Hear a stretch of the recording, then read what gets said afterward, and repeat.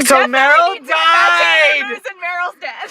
But she was still in it. I thought she would still be in it. Because yeah. she did too much promo. Well, it's with Cher and Meryl Streep. In the preview, they showed her twice, and I was like, those are 2 new scenes that really? I've never seen before. Oh, I didn't see those. I thought it was all recycled footage. What did you think? Scale of 1 to 10. So the movie was really hyped for me, actually, from a lot of people. By you. Mostly by you, though. We've been waiting for this for like half a year? Yeah. Since it was announced. And I was like, Anna, Mamma Mia. And she's like, when are we going? And I was like, well, it doesn't come out until the summer. And then you're like, it's January. And ever since then, he's been texting me gifs of Mamma Mia clips any chance he can get. I have an obsession with Mamma Mia. I love Mamma Mia. A lot of people don't like Mamma Mia, the musical, first of all, or the movie musical. And I get that. Yeah.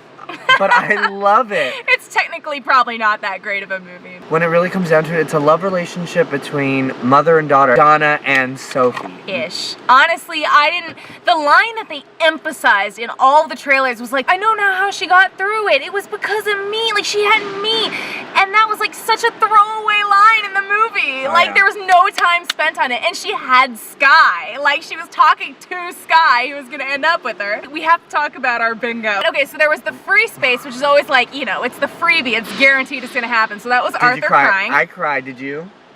It doesn't matter. It's you crying specifically that we knew was going to happen. No, I didn't cry. Did you like the movie? No. I didn't. I thought the first one was better. I think the first one is perfect. Here's the question. How soon into the movie did you cry? When Sam sang, and I didn't expect it because I was like, it's Pierce Brosnan singing. Oh, when he was looking at the pictures in there? Yeah, and then he was like, and he sang SOS, like a little... When you hear me, exactly. I cried to that. I forgot how he really is a good actor. Okay, honestly, they were all good actors. And that lyric hit me harder than ever. Because she was dead now versus like being separated. You know, the when you're gone. Yeah. Like when you're dead. Okay, another was at least 2. Honestly, I was thinking about 3 songs from the first one. There were at least like 4 or 5 songs from the original. Well, and for good reason, because the new ones were... No one knows the new ones. Let's go back to 10 years ago when the original one came out and it was a big hit. They wanted to create a sequel and then Meryl was like, yeah, I loved it. But ABBA themselves were like, all the good songs are gone. And it's true. Even they were like, well, we've got Waterloo, and then they're like, ooh, how can we shove this one in there, though? Well, like Fernando was always a good one. So many repeats. I'm sad the name of the game wasn't in there. They did the name of the game. Oh yeah, that's when she pulls out her photo. The goat, the best cameo. The goat made a well, it's not the same goat, but One of Us is in there, which I love so much. But they went literal with those lyrics. They're like, there were so many times where it was like way too literal. When he was like, I'm crying walking around the house, this empty house, and he was like, I'm like, God. Lying in my bed, staring at the ceiling. Yeah. They did a much better job of like connecting the songs to the story in the first one. And even in the first one, we were like, this song comes out of nowhere, but it was still better compared to this movie. This is nitpicky, but they should have given young Colin Firth brown contacts.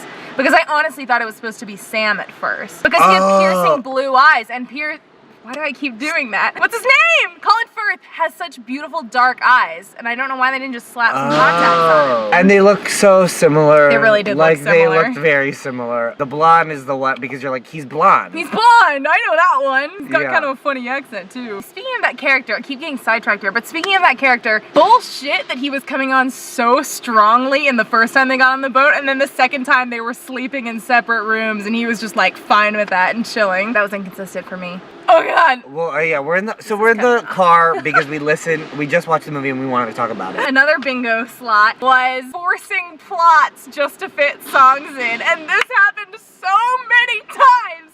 Number 1, they made Bill into a cheater just so they could do that song about like being unfaithful. He was like involved with a younger girl, and he was like, "Give me another chance." Angel Eyes? Yeah. Oh, okay. Now okay. I was like, Did they really have to make this a wonderful guy cheater just to add a song in there? They're such a throwaway relationship. So, but like they added a whole plot, like a subplot about it. How like she's eyed him since the moment she saw him. That's true. I liked that. I liked that they added a little bit of backstory. But also, think back to the first movie when she first.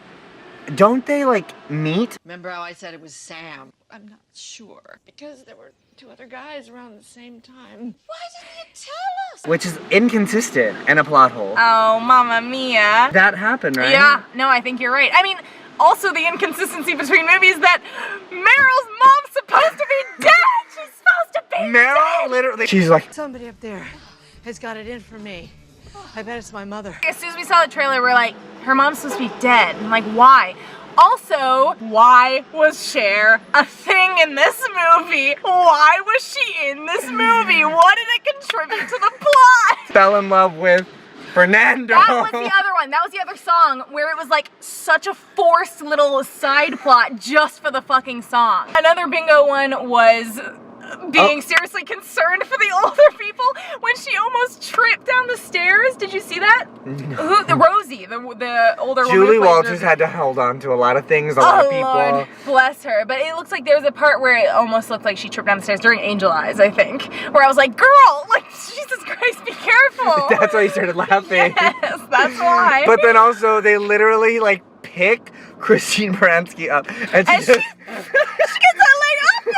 I'm so tired. She's just like, how old am I? 85? No problem. My fate, I had always said it in my head, but I didn't want to vocalize it because I was like, no one gives a shit. But they fucking did it. Old plump woman in Dancing Queen with the fucking sticks. She fucking came back. She's back, bitches, and you can't stop her from carrying those Get sticks. that SAG card. Although it's really fucking sad if you think about it, because that means for years she has had the same job of just carrying fucking sticks up that mountain, which is like, what a life. But I was so glad she came back. Her and Goat were the best cameos, 100%. Go and that woman. Another one, which we called, was Cher was just Cher. She was just Cher the whole time. There was no character. It was Cher being Cher. There was no even a little bit layer of character on top. It was like, here's the script, Cher. Just say it. Like, just sing it and say it. Just be Cher, which I love. We love you. We love it. We love Cher. We love a self-aware queen. The plot between the dude who jumped out of the boat to go to the bride was pointless. This is an important PSA. Ladies, it is extremely dangerous to go into water in your wedding dress. Do you know how many women drown taking like beach photos in their wedding dress? No. Because wedding dresses are like 50 fucking pounds, and when you get in the water, it just weighs you the fuck down. Same if you ever jump in with a mascot suit. That's an Arthur specific fact. As soon as she jumped in, I was like, Or a you wedding fool. dress. I was also like, what's the point of your character? But mostly I was like, oh, that's so dangerous. Also, that photoshopped Meryl. On the mantle or whatever, like any picture of Meryl, It's like a the one memory, from memory picture they had. And it was like, who took that photo? Also, they 100% made light of Tanya's alcoholism. Yes, that was another thing on our bingo card. From the very beginning though, after their graduation, they made it a point to have her always drinking alcohol, even when she was younger. Like she had a bottle of wine after graduation, 100%. And I'm like, oh, it's a real problem. Like, seriously though, she should see someone. Well, another thing on our bingo card that didn't happen was she didn't get married since the last movie. She didn't. She did talk about her previous husbands, but that was pretty much it. They did make gay jokes with Harry. Speaking of which, that scene where they tied him up in the chair was really What gay weird. jokes? They had some, like, not so much when he was young, yeah, not really when he was yeah. young. They had that scene after the credit. Ooh, there's an after credit scene, by the way, of him, like, well, the dude hit on him at the little boat place. There was someone he was older, like when he was tied up and he was like, oh, that's not tight or whatever, like hinting. And then he dropped into the water and the dude was like, oh, need some help? I was like, okay, I get it, he's gay. It was just very much a vibe of like, do you remember that he's gay? Do you remember that? Oh, now I remember. Well, we get really remembered when they all, at the end of Dancing Queen, when they get on the island after we see Woman with Sticks. And Post Woman with Sticks. it's the guy that he like dances with and kind of hooks up with in the first movie. Just older? Are you sure that was the same That guy? was him. That was him with the curly hair. Okay, this is a huge thing. I did not give a shit about Sophie's plotline the entire time. Like, in the beginning especially, I was like, what is this about a fucking party? And it was like oddly dark, and the fucking CGI rain or whatever. The CGI rain. And there was so much blue screen shit too. There was, right? There was. Like the moon in the sky was like oddly fake. I'm glad you caught that. Like, and nighttime just in general. Nighttime in general, yes. They just like the color grader. It's like, really? Was there a single part of Sophie's plotline that wasn't pointless? No, but I like... Okay, so after Dancing Queen, that is when the movie took a turn for me. The storm was pointless. That is when I started to like the movie again. Sky's argument was pointless. Or that is when I started to really, really like the movie. Her grandmother coming was pointless. This feels a lot like Grease 2, but also Grease 2 is better than Grease. Her thinking that she's alone through pregnancy is pointless, because she's not. So this movie switched between, in the beginning, when it kept like going back and forth between them, it switched between like this weird, dark, kind of depressing realism of Sophie's world, and then just utter ridiculousness of Sophie's, or of Donna's world when she was young. Because it was very like, in the first movie there were moments that were like eye roll worthy, like, oh, that probably wouldn't happen in real life with, you know, the it's a musical, like, we get it. But in this one, like, all of Waterloo was in this very hyper surreal place. Like, it could never happen, like him fucking teleporting and doing fucking all this shit. It was like a fever dream every time it clicked back to Donna. And then, so like, that contrast of like this fever dream and then Sophie's just depressing reality. Excuse me, I'm trying to make a point. There were some things that were weird with Donna's story though. She was staying... First of all, how did she know that she could stay in that abandoned fucking place when she got to Greece? Like, and then second of all, it was abandoned. So I know, but how'd she know about it? She didn't. She ran across it.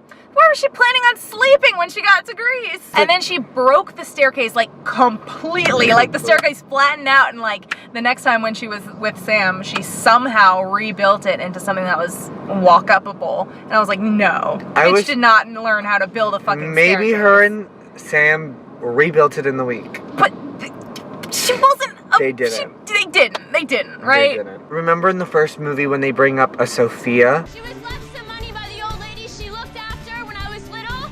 Sophia that I'm named after. My great aunt Sophia? I always heard her money was left to family. Oh, yeah. Yeah. It's Bill's great aunt Sophia, right? That is the lady who owns it. And she left it for Donna. We just never found out her name, I think. They might have said her name at some point. Yeah, Bill was always like, I always heard... Wait. But then when she went on the boat with him later, and that woman was telling Sam about them going off on the boat, it didn't seem like she knew him. No, she said that great Swede. Yeah. Also, did he really get the Best Swede award? Because... And so, like, I just wonder if that is her... She wasn't Swedish either. Yeah, so that's the thing. Overall, we left the movie theater with songs stuck in our head from the original. I would say Angel Eyes was the best new musical number. Yeah. The musical number when Donna was giving birth was ineffective, I thought. I didn't think that was a good song choice for that. I don't know if there was a good ABBA song choice, to be honest. Who sang that? Sophie, when she was taking Donna's place in the Super. What did you think about Meryl's, like, one and only song? Oh, with Sophie, the duet with Sophie. The Goodbye. It didn't get me. It didn't get me just because that was such a weird choice to have Meryl there. I would have just left her dead. And I'm on board with her. Like, I'll be like, I'm okay with Sophie looking, like maybe staring and walking up and everyone's like watching her and not thinking anything of it. But when she puts her hands out to grab Meryl's, I'm thinking of what everyone else is seeing. And they're seeing her raise her hands and like, and I'm like, she looks crazy. It was a weird choice. I was almost a little bit fine with Meryl being there. I wish Sophie hadn't seen her. What if Cher would have been like, she is here, and then all of a sudden Meryl's like, ha-ha, you can dance! You can dance! I liked the movie. I will see it again. You'll see it again. You'll have it on Blu-ray. I'm gonna have it on Blu-ray as soon as it comes out. I love Mamma Mia, but Mamma Mia Here We Go Again was nice, but it wasn't better. So we'll see you for Mamma Mia 3. Yeah, we'll be back for Mamma Mia 3. Whoever the casting director is, why were we not in it? We can fucking do this all goddamn day. Like, all day. Put us in. You can dance. You can dance. See, we already got it happening. Sticks. We got a very important question answered, though, Arthur. Meryl Streep does wear overalls in heaven after she's dead. We're gonna go shopping. Okay. Bye. And I'm not tryna be with you now, but I could be a crush, like throw you for a rush, like hoping you text me so I could tell you I've been thinking about you.